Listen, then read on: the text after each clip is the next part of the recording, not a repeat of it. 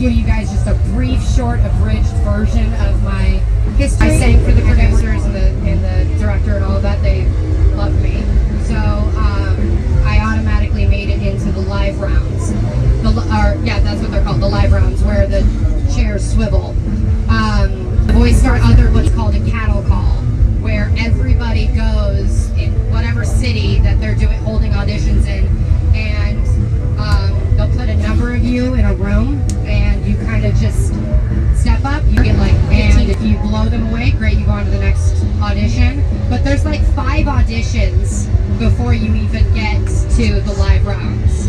Yeah, and it's very isolating. I lived in a hotel like that, on and off, which is horrible. But that didn't stop Andy from sneaking in. He would put like, side note, he would disguise himself in like really baggy pants because he was on the same record label that I was trying to get signed to, so they knew who he was. Did that actually work?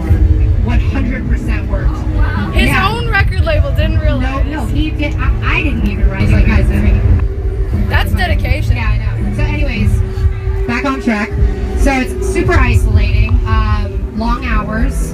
It's you could either be sitting around doing nothing for days, or again, I lucked out. CeeLo was my coach, and he was very trusting in me as an artist.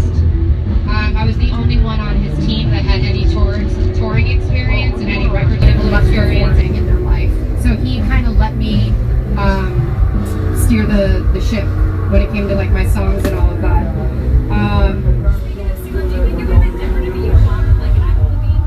No, you know, I've thought about I'm happy I didn't win.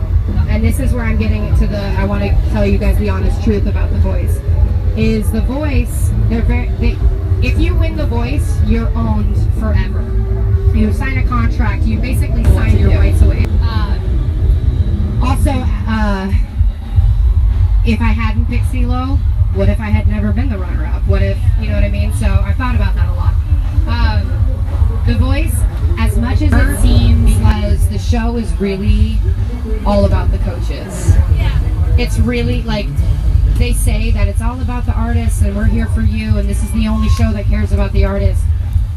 They need to stop saying that. It's the chords work, and it starts to give you understanding of the way songs can be structured, and it gives you understanding of the thought process and that goes behind making, writing lyrics and the story that you want to know. The story it just does, because you're getting into the mind. It's funny because people always say like, who inspired you? It's like, I felt like I was really learning from the people I looked up to, As an artist, she said, where do you start your music? As a writer or a player, right? They both come hand in hand. Personally, for me, being a writer and a person who plays instruments, they come hand in hand. They may know how to write lyrics, and they may know how to write melodies, but they have nothing to put it to. So for me, when I'm writing songs, it rules about how you write songs. It's just for me personally going with what my gut is telling me at the time. So I strongly encourage you to learn an instrument, because it makes it a whole lot easier. It can be completely frustrating to not be able to make the music to your song that you. And it also helps being a performer. The fact that I can get on stage. The only way that you can make things go right, and the only way to bounce back from something that felt so dark, was to force yourself. Force yourself to smile, and you'll soon find something to smile about. That's sort of the mentality. I was just like, okay, I gotta figure out how to. I had to just start doing the right thing, because I was doing a lot of the wrong things. And when you do things that are wrong, I think everybody feels bad about them.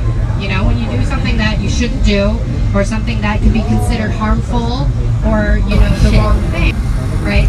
So I was doing a lot of the wrong things, and what I did is I owned responsibility for doing a lot of the wrong things. I stopped doing a lot of those wrong things. I made up the damage for doing a lot of the wrong things. And sometimes I come up with the melody first. Sometimes I have a lyric idea.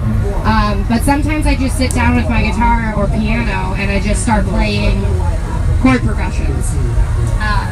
And then I